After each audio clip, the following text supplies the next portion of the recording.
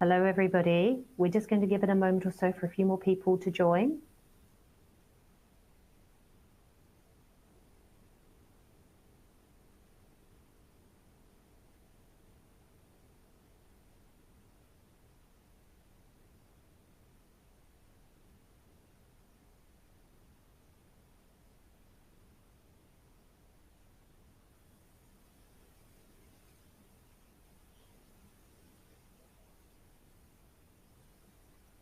If you're just joining, we're just giving it a few moments for people to join. I think there's a little bit of a process to enter into the webinar.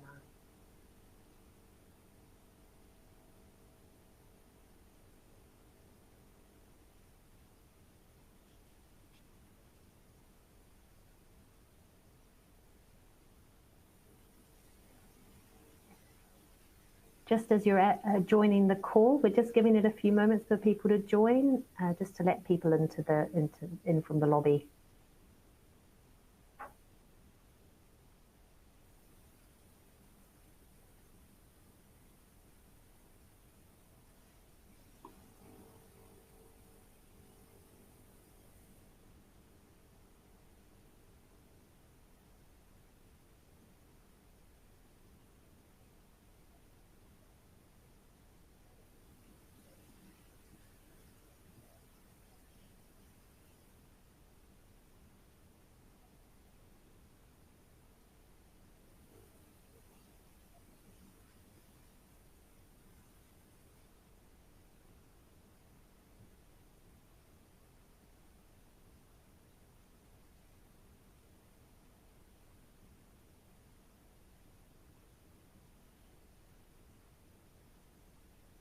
Okay, we're just getting started. If we're just going to give a few more moments just as people enter in from the lobby, if you've just joined.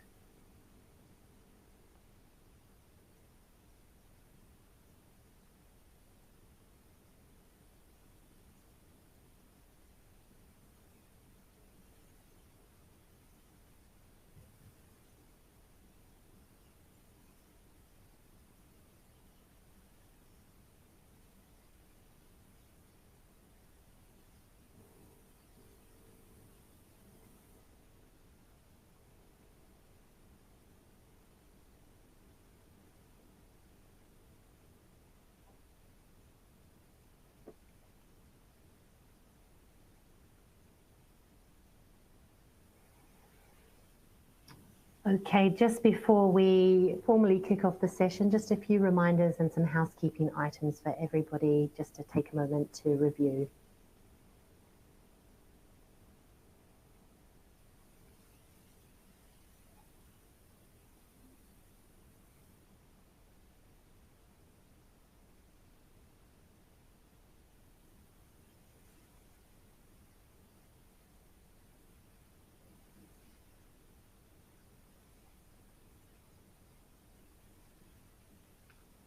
Okay. So with that, good afternoon, everybody, and welcome to Protiviti Cyber Awareness Month webinar series, which tackles cyber vigilance, ensuring safety in the digital age. My name is Lauren Cave. I'm an Associate Director in our Digital Identity and Cyber team, and I will be a facilitator for this exciting series of 5 webinars designed to enhance your understanding and awareness of some very topical and relatable areas of cyber risk. Firstly, I'd like to thank you all for taking the time to join us to learn more about how to protect yourself, organization, and family in our increasingly digital world.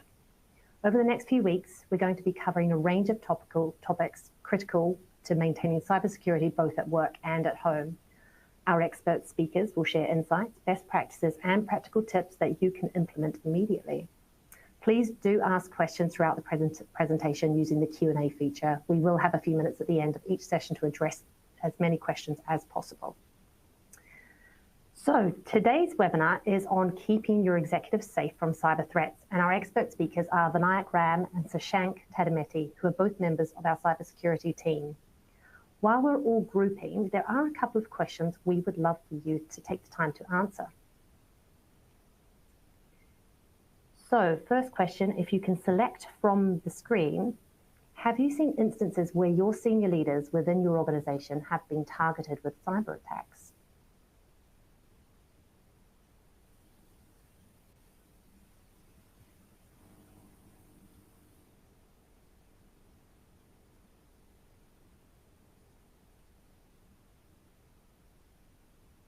If you just select the item yes or no from the screen,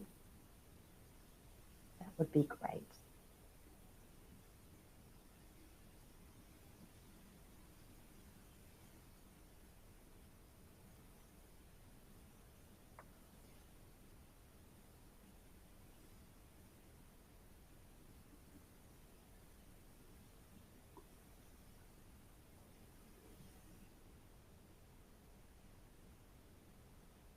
Oh, there's quite a balance there. That is very interesting.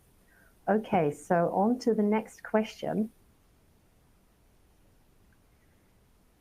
Do you think the security measures currently in place at your organization to protect senior leadership are A, adequate for our current risk profile, or B, require further improvement?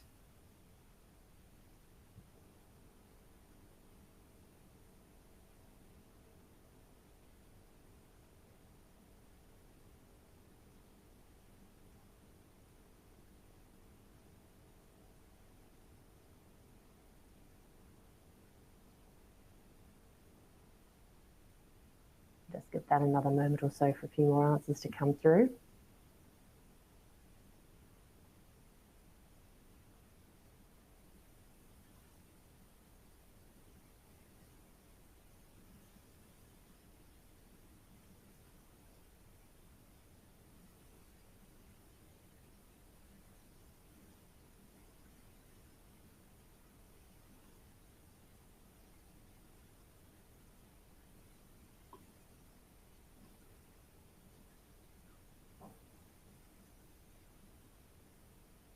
Okay, so just over 50% requires further improvement.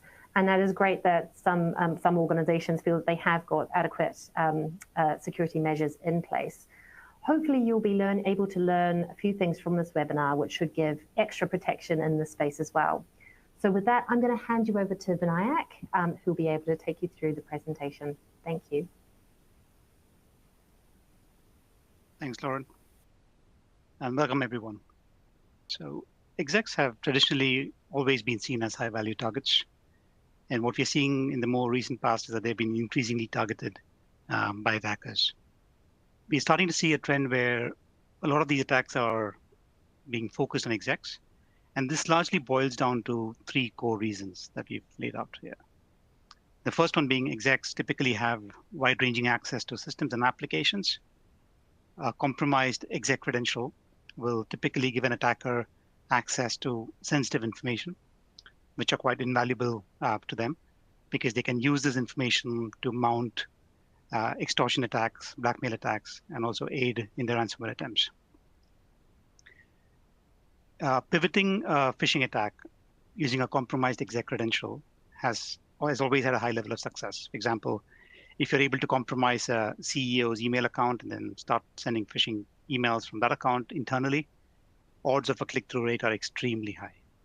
This has been the case for the last 2 or 3 years. We've seen multiple variants of these, where the classical CEO CFO scam has resulted in organizations losing millions of dollars over the years. This happens when a CEO's account is compromised and an email is sent to the finance execs or the finance team members to transfer some money to support a transaction that's currently underway. And the reason the scam tends to go on is because of the inherent authority that execs command. People have been taught over the years not to question authority too much and observe the chain of command, and attackers tend to exploit this to their advantage. What we're also seeing is that there's a bit of a gap that's emerging in the cybersecurity awareness campaigns for the execs, or the level of their awareness about cybersecurity in general. And this is largely because as an industry, we have come a long way in delivering cybersecurity trainings to our employees and to our customers. However, in many cases, these training campaigns are not customized or targeted. And as a result, there's a bit of an emerging gap that we're observing, especially for the senior execs and the board members. So a combination of all of these factors results in a situation where execs happen to be prime targets, and they are being targeted quite actively by attackers if you go by the recent trends that we observe in the space. If you flick to the next slide, please. Now, let's look at some trends in the space, right? So spear phishing attacks have been popular and they continue to dominate. You have business email compromise attacks that are very, very, very popular. They, as I said, they involve compromising an exec's account and then using that account to instruct further transactions or command further actions. If you look at some stats that have been published over the years, so there was a report from Symantec that came out last year where they've indicated that BC attacks have resulted in losses of over $3 billion between 2021 and 2023. That's $3 billion. If you look at the claims reports from most of the cyber insurance companies, which is actually a very, very rich data artifact to look at, you'll see them citing BC attacks to be amongst the top 3 claim categories for almost all of them. So it just shows how popular it is, and there's no signs of this going down either. There's also a trend on credential compromise attacks, where attackers are now moving away from attempting to compromise the endpoint to just capturing credentials, because identity is one of the hottest tickets in town these days.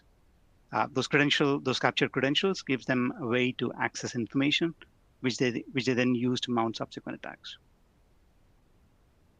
We're also seeing a trend in attacks targeting devices, right? And these are specifically devices that execs carry on them. These could be stolen laptops and phones, right?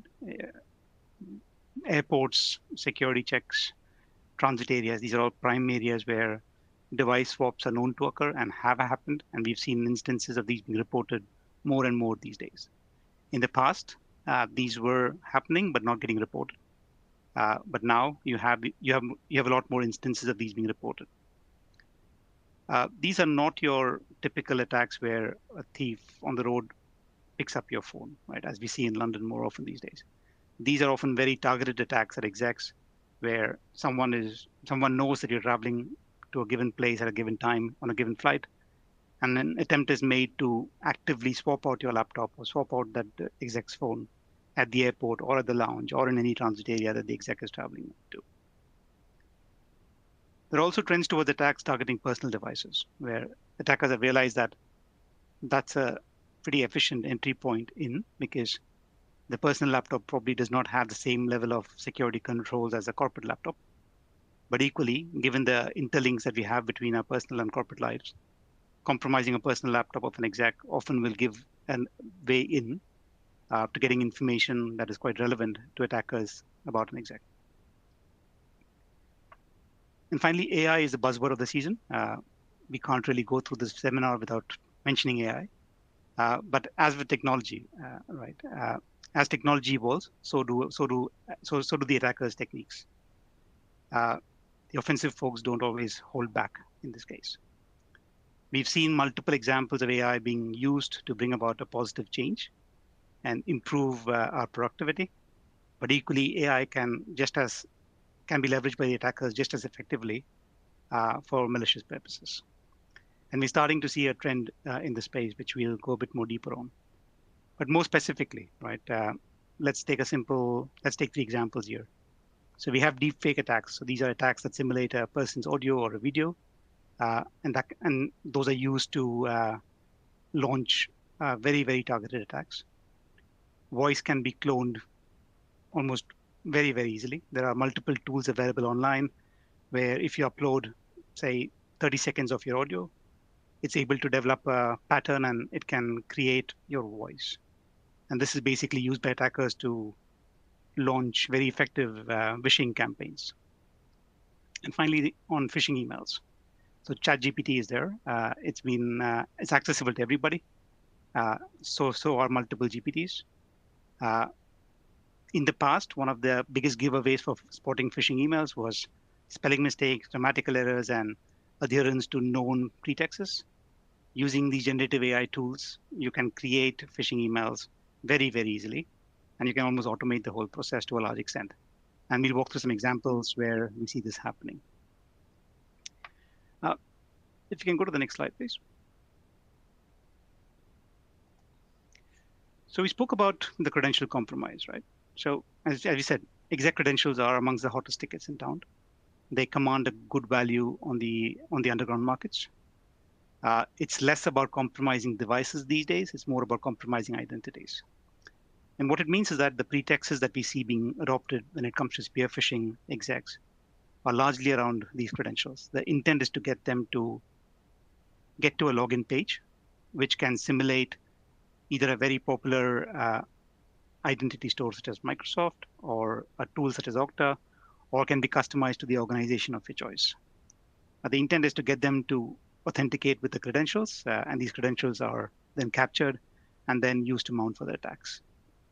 If you don't have multi-factor enabled at the stage, a compromised credential is essentially a way in to your organization at this point. If you go to the next slide, please. I just wanted to take you on this journey of an example of how a generative AI tool such as ChatGPT can be used to craft a phishing email.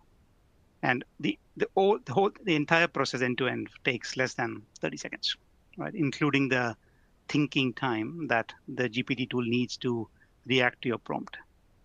You don't really need any extensive prompt engineering skills to do this. It's just you're talking a natural language to the GPT tool. So in this case, starting from the image on the left, we asked the GPT tool to imagine that you are a CEO of a company and to write an email to staff in Brazil that about an acquisition that's currently underway. And what you can see here on the screen is within less than 10 seconds, the GPT tool is able to create a fairly accurate email based on our prompt, which is free of grammatical errors, which is quite on point to what was asked from it. Now, if you want to customize this further, because it has short-term memory, you can interact with it as well. You can say, instead of starting the email with a very bland opening line, such as, hope this email finds you well, because it's Brazil, why don't we talk about football? So if so the prompt to the GPT tool was to, can you change the first line and ask them if they enjoyed the football match? So it does that for you in less than 7 seconds. And then further on, you want this email to act as a hook of sorts, right? To something that's going to follow on the back of this. So we replace the last paragraph. We ask you to replace the last paragraph with a prompt to indicate that links to a secure data room will be sent within a short period of time, within 24 hours. And you can see that the tool reacts to your prompt and creates this. Now, the thing to keep in mind is that this tool does not require access to any, you don't have to pay anything to access this tool. It's freely available online for everyone to use, right? So there's no barrier to entry as such. And you can see how this represents a big step change from the classical phishing emails in the past, where all of us would have received an email from the Nigerian prince or us winning the lottery at some point. This is a big step up from that. You can create very, very authentic emails using strong pretexts. I think you're only limited by your own creativity at this stage.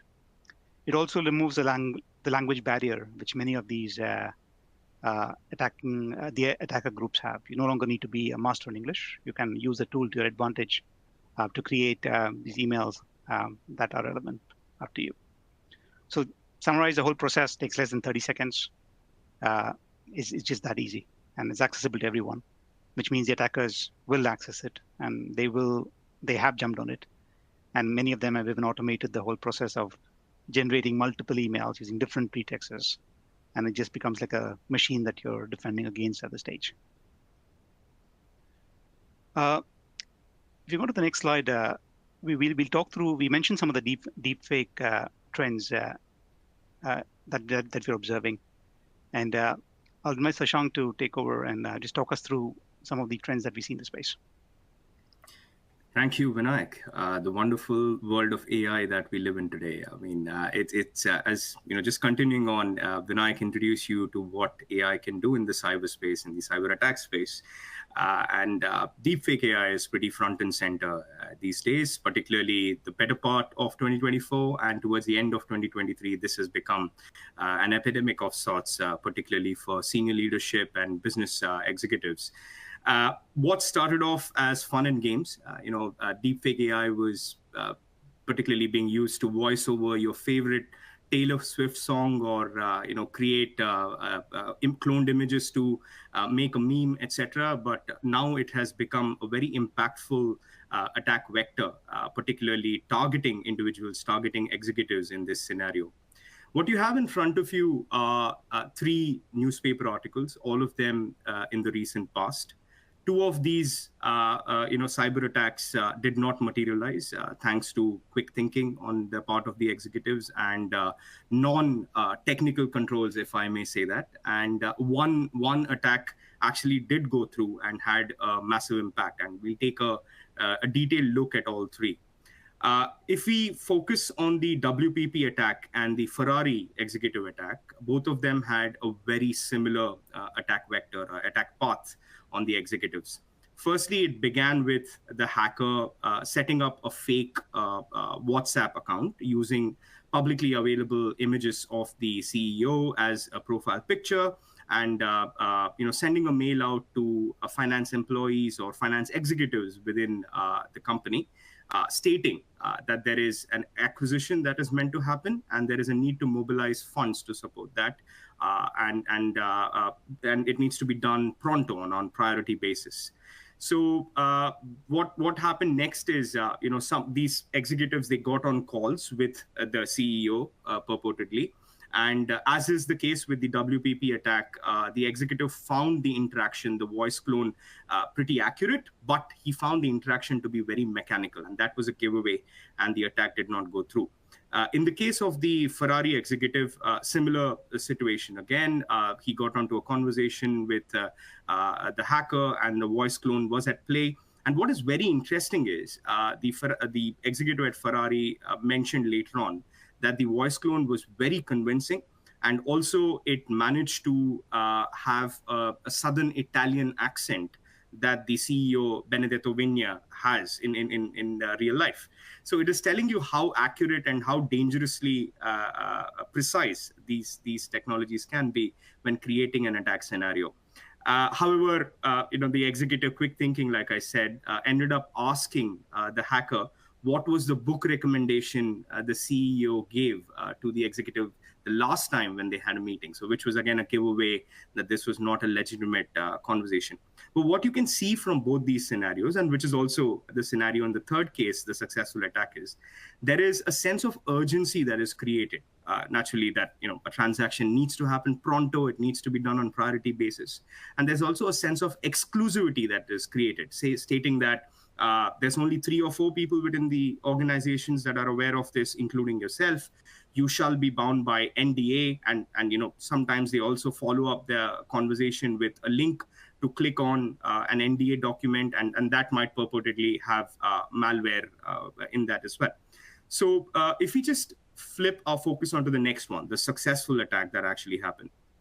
So this was a deepfake incident that happened on UK, a company, a very, very popular, known engineering and architectural company. They have this attack actually happened on their Hong Kong division of operations. And the way it played out was, instead of WhatsApp this time, there was an external email that had come from the CFO of the company to the finance employee sitting in Hong Kong, mentioning, again, that an acquisition is underway. It is highly confidential at this point in time, and they should not be speaking to anyone about this. And the CFO requested the employee to get into a meeting room with the executives to discuss. So on the back of that, they had a video conference, and the finance employee found themselves speaking to 4 other people, all of them known faces, familiar faces, and people that the finance employee has spoken to before. And the outcome of that was the finance employee was requested to pay out 15 transactions across 5 bank accounts, summing up to 200 million Hong Kong dollars, which equates to about 25 million USD, roughly speaking. Now, on the back of that, a week into the transaction happening, there was further investigation, and it was found out that this was a hacker at play. And the CFO mail, from the external entity, external mail ID, And the meeting that the finance employee sat in and saw familiar faces, all of them were recreated by deepfake AI at play. So what was the outcome of this? The outcome of this, the investigation is still underway. No arrests have been made so far. And the East Asia chief of this company had to resign weeks after this incident. So one thing is evident, that a lot of these hackers are going to, the way they have done over all these years, the sense of urgency and the sense of secrecy around conversations, and also the requirement for you to circumvent the processes that have been put, the protocols that have been laid out in your organization. They're going to use that as a leverage to perpetrate the attack. Now, if we move on to the next slide, you've heard Vinayak speak about business email compromise and phishing attacks, and I spoke to you briefly about what the world of deepfake AI looks like. But all these attack vectors rely on a strong context to perpetrate the attack. So if the context doesn't make sense, it becomes easy for executives and for everyone else subject to phishing attacks to realize that this is a phish, it's not legitimate. But what if the context is more refined? Would you be able to spot a spear phishing attack? And that is the question. If you look at some of these newspaper articles again, you can see that hackers are now not just targeting a business executive in their corporate setting, but they're going after your personal email, they're going after your families, your children, and also your networking events that an executive might more commonly find themselves in. So think about how you are protecting yourself outside of your comfort zone, as I call it, within the corporate environment.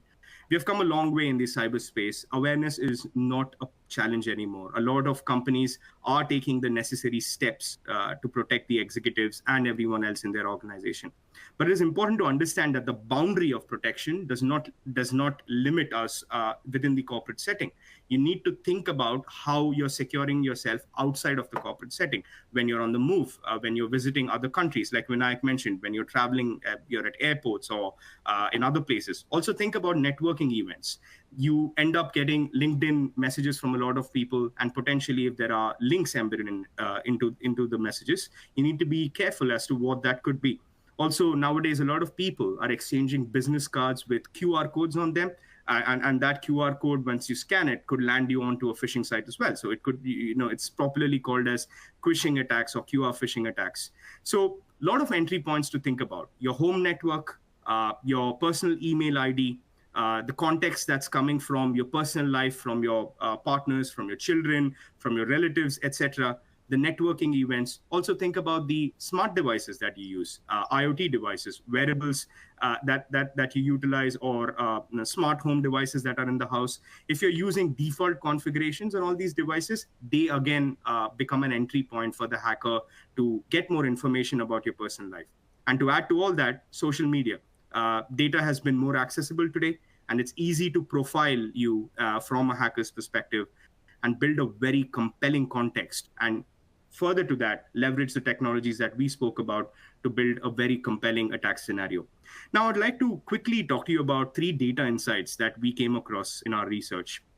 The first two are not surprising. First one, a study revealed that nearly 25% of spear phishing attempts target senior roles. Not surprising at all, because spear phishing takes a lot of research and reconnaissance on the part of hackers. And when somebody is investing that much time and resource, they might as well go after the crown jewels. Second one, 84% of C-level executives say they have been targeted by at least one cyber attack in the past year. Again, it's telling as to how rampant an issue cybersecurity has become. It's no longer a server room conversation. It is a boardroom conversation today. And cyber risk is not technical or technology risk, but it is an enterprise risk. It is a regulatory risk in today's scenario.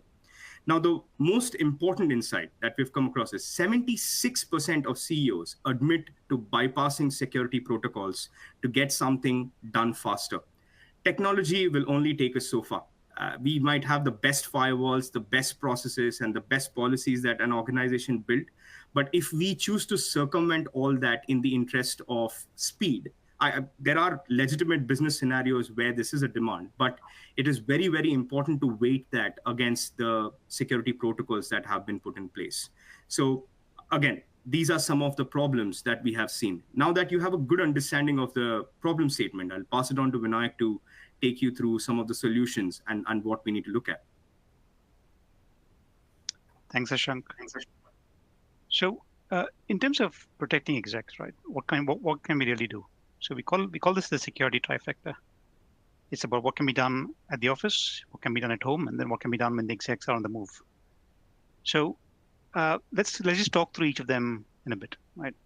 At the office level, what tends to work well is to provide targeted awareness trainings, right? So these are short and sharp, not necessarily the 45-minute or the 1 hour ones, but more targeted topical ones which can be consumed easily, given that most execs are typically time constrained. Doing this more frequently has shown that it's going to have a bigger impact as opposed to doing it once a year. Most execs tend to respond well to regular briefings in cybersecurity, especially if it's focused on the industry that your organization is in. It helps them be informed about happenings in the space and helps keep them the sharp end of the stick. From a technical standpoint, implementing additional controls such as multi-factor on most authentication accounts where supported is always helpful. That single control is known to bring down the effectiveness of phishing campaigns by a big amount. Additionally, implementing process changes, just reacting to what Sashank said about execs wanting to bypass controls. I think ensuring that there are process controls in place, especially when it involves transfer of money, is always a good thing. So that even if someone manages to break through certain things, hopefully the process controls will help limit the damage. Monitoring the exec's credentials for any signs of known compromise, especially in public dumps, is always helpful. You have enough tools today which help you do this on an automated basis. Entra, which is often used by many organizations, does this inherently in the backend. At home, while there's a line to be drawn in terms of how much can you control at a person's home, I think what we can absolutely do is at least making the execs aware about the security hygiene that they should consider for their personal devices. It's also informing them about the interplay between our corporate lives and personal lives and how the boundaries are pretty blurred these days, and information from one can be used to target the other. I think most execs also benefit from giving a gentle reminder on how can they go about securing these personal devices. Like what are the basic do's and don'ts? And finally, in terms of travel, which is like a big topic these days as we start traveling for business all over again, this topic comes up quite often, right? Execs are traveling to a sensitive country. What can we do about it? Or what do we need to do about it? Awareness, so making them aware about theft of devices in transit is a good option. Also, it's also making them culturally aware about do's and don'ts when you visit certain countries and talking about certain things. You may have a political view on things, but equally, execs need to be informed that the level of monitoring that takes place is often quite different from what they can expect in their home country. So what they say often can get them into trouble if they're not clear about it. Finally, when it comes to traveling to sensitive countries in different parts of the world, I think travel briefings help. We've seen that being very effective. And equally, if the risk is deemed to be very high, or if it's a particularly sensitive country that you're going to, usage of burner devices is an option that a lot of organizations do consider. So burner devices are basically devices which are throwaway devices, where even if the device is compromised and you ask the so what question, there's not much of data in there, and it doesn't really impact the organization's security boundaries. So to bring it all together, if we go to the next slide, just to get things back to us, right? So 3 key takeaways for us to leave you at the end of this. One is an understanding that execs are high-risk targets. They need to be protected.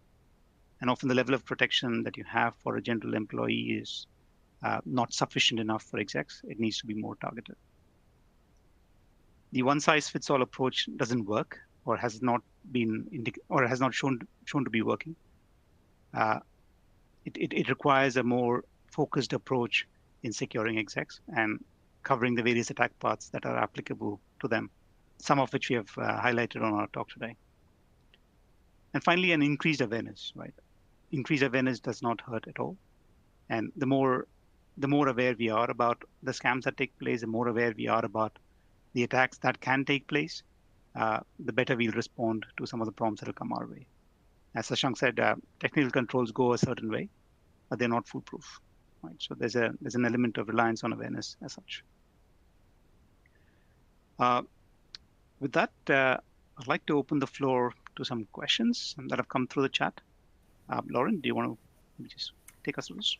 Yes, there is a question in the chat, and we have a couple of questions that have been sent to us ahead of the series as well. So the first question from the chat, how do hackers manage to do video calls? The attendee had heard that there was a payout in Japan based on this.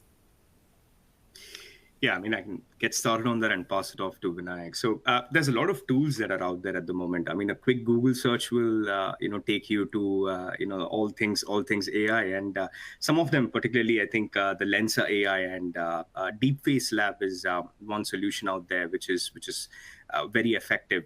So a lot of this aids artists in creating content, or content creators to create videos and whatnot. It can be used for positive purposes, if we can call that. But these tools are basically leveraged by hackers to create these create these videos and whatnot to perpetrate these attacks. So yeah, there's a lot of stuff out there, and this is just a quick Google search. But if you get into dark web, there are tools that are exclusively created to for the sake of cyber attacks and whatnot. So there's a lot out there that is aiding hackers to create this. Vinayak, anything to add on that? No, I think that's right. So technology can be used for positive and negative purposes. The positive side is we see a lot of security awareness or trading startups and companies adopt these technologies to create content, as Sashank said. Increasingly, it can be used by attackers for malicious purposes. The way they would typically do this is they would implant themselves on a call, or they would add them to a call, and then they would use one of these personas to play out the scenario that they want. There was a secondary question about there was a payout in Japan based on this. I think that's right. There's been at least one confirmed instance where money has been paid out on the back of this attack. But there have been a couple of other scenarios as well which have taken place, but it's unconfirmed at this point whether money has been paid out or the quantum of money has been paid out in these scenarios. That's a great question. Lauren? So the deepfake thing seems to be quite prevalent in the questions and quite scary, really. Just in terms of, with the level of deepfakes that are happening at the moment, how are we able to train our staff to recognize deepfakes? Yeah, that's a really good one. So again, how we see the problem is you see it on multiple fronts. One is the technology element of it, and one is the awareness element of it. On the technology side, we do like there are tools out there that are used to perpetrate these attacks. There's also solutions out there. For example, Microsoft Sentinel has a deepfake detector tool, and there's also Deepwave and Deepware and some key players out there that are actually specializing in identifying deepfakes, and they're creating alerting mechanisms on the back of that. So these are quite effective, but as we discussed through this conversation today, technology will only take you so far. It's the compelling context at times, and it's the personal information that you put out there that sort of helps these hackers to create the scenario. So first thing I would say is, one, yes, deploy these technical solutions within a corporate setting. But when you're outside that, let common sense prevail. See if there is a sense of urgency in your interaction with people. See if there is a sense of secrecy in your interaction. If there is something out of the ordinary in your interaction with these personas, as Vinayak mentioned, let the alert, get alerted about it, and go with your gut in this instance, and always check.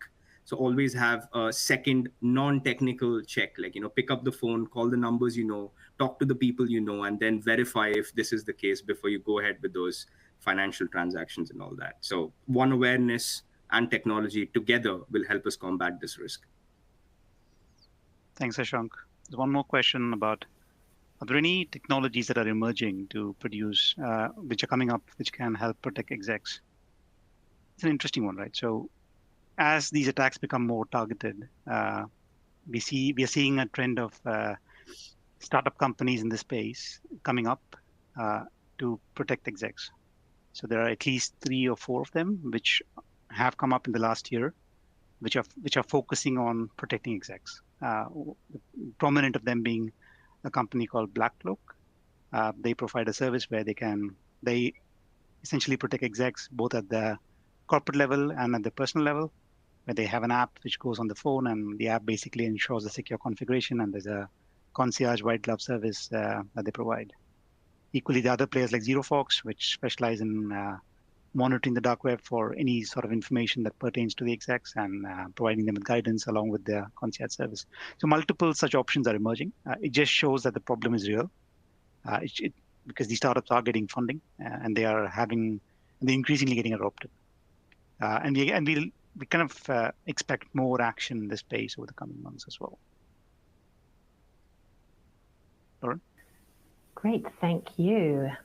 So those are the end of our time for questions here. And as we wrap up today's insightful session, I'd just like to thank our fantastic Protiviti speakers, Vinayak and Sashank Tadimeti, for sharing their expertise and knowledge.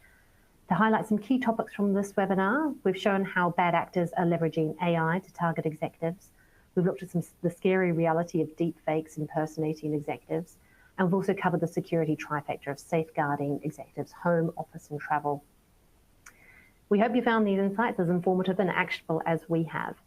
As mentioned earlier, this is the first of 5 cyber awareness webinars that we'll be hosting. So please join us for next week's session on protecting our senior population from cyber threats next Wednesday night at 1 p.m. BST. If you haven't already, please select the QR code, which should be on the screen, and you will be able to register for the series. Should you have any further questions, we're also going to be sending out a follow-up email after this webinar, which you're able to respond to. Once again, thank you all for joining us today, whether it's through implementing today's tips or sparking discussions with peers about cybersecurity awareness. Your engagement makes a difference. I hope you're looking forward to next week's webinar. Goodbye for now. Thank you. Thanks all. Thank you, everyone. Cheers.